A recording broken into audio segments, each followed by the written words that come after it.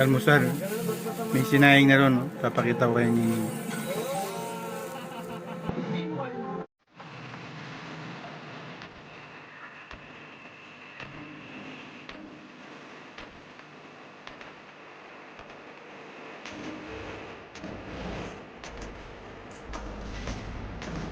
kasi yung beef kaya lulutuin namin lahat para di masayang.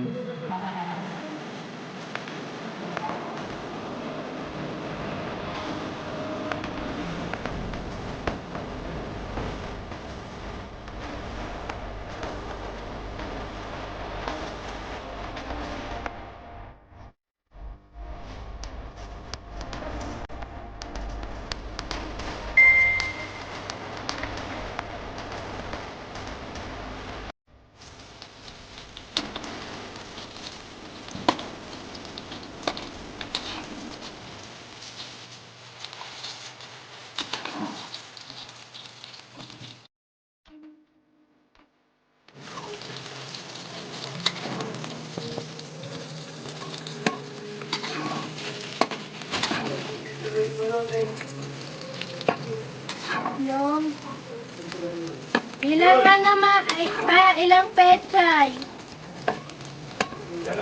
Dalawang tali. Ito ng kita. Ha? Dalawang tali pinipili na mo.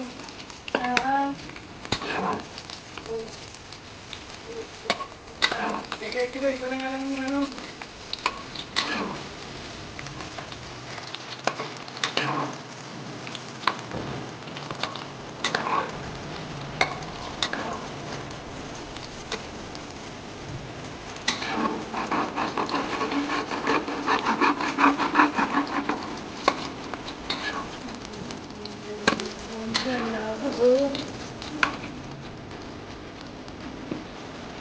Ano ka?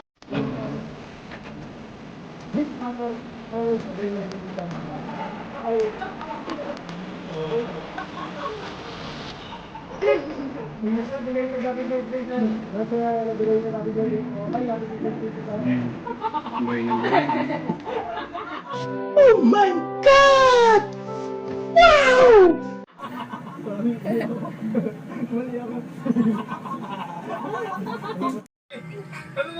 Ang anak ko papasok pa kasi yayain mo sila Ning. Ning, yayain mo sila. Pasok. Walang pasok. Wala para sa Kain po. Sabado pa. Wow, mali mga boss. Wow, mali. What? Dito kami kasi makakain sa loob kasi nakakapanood ng TV. Yung panoorin, yung paborito nilang panoorin kaya no, yung mga multo-multo naman. Loy. Kailangan na natin ilako ang mga mansanas. Kain po. Kain po. Kain po. Gumawa ng paraan. Natipak So, ko. ilok na to-display sa kahit sinong tao. Ay mga boss, kain tayo mga boss. Pinalokong ko na isa-isa, di ba lahat sila nalokan ko. Kita tatay. Pero linilibre ba yan? Ayun mga boss. Kumbaga, sa madaling sabi, hindi ko pa Hindi ko tatay. Hindi ko yung mga kasama niya. Inalokong ko lahat. Ay, tumakbo si tatay ng mundo. Muntik na makuha. Muntik na muntik na. Katabi. Doon wala nila ito yung apple. Dito, at dito. Sayang. Hindi, ibig sabihin, may pa sila ng dito. Meron pang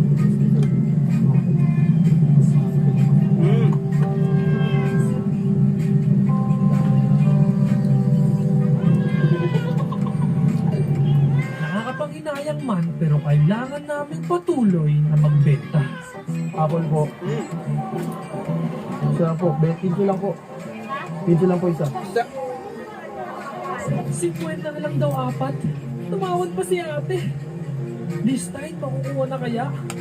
Ayun yung apple, oh. Oh, siniscramble mo pa. Hindi yan. Ayan, malapit na. Nakasala yung pinto.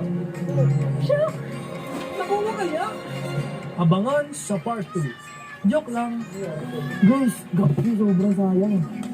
Sayang. Inangat niya na yung ano eh. Lumakan yun eh. Inangat niya ng ganun eh. Inangat niya ng ganun. Pinig lang. Kala ko wala na. Pero ito, nandito pa din. Kaya nagpahinga muna kami sa sasakyan.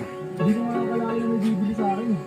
Ang dami tinanong lahat ng tao nakikita ko, inalok ko. Pinagkwentuhan lang namin ang mga nangyari. Kwentuhan about kay tatay, kay ate, at nag-check na rin kami ng mga clips.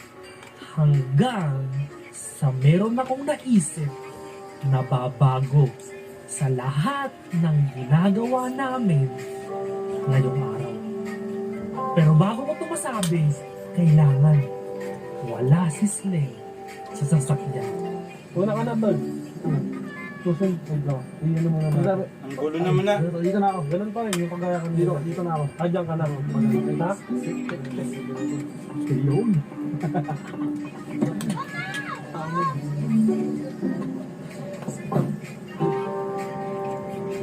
Grabe.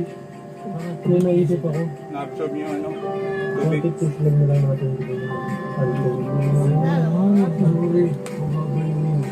kasi disib niya rin naman eh. Ayun yung naisip ko. Yep, what if kay Sleng na lang natin ibigay?